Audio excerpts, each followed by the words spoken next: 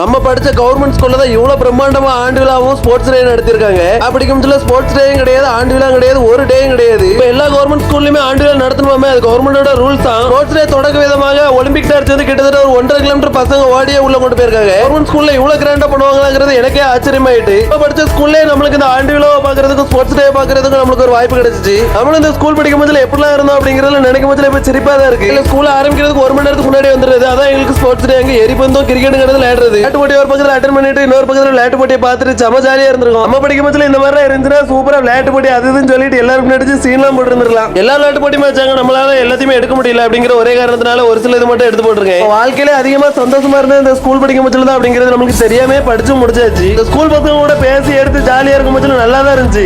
முடிஞ்சதுக்கு அப்புறம் சாப்பாடு முடிஞ்சு ஆண்டு விழா ஸ்டார்ட் பண்ணிடுவோம் அப்படின்னாங்க. அதோட வேற லெவல்ல இருந்துச்சு அந்த ஆண்டு விழா. உங்களுக்கு அந்த ஆண்டு விழா பார்க்கணும் அப்படின்னா பார்ட் 2 மட்டும் கமெண்ட் பண்ணிருங்க. அப்படி நம்ம சேனலை ஒரு சப்ஸ்கிரைபர் ஃபாலோ பண்ணி விட்டுருங்க.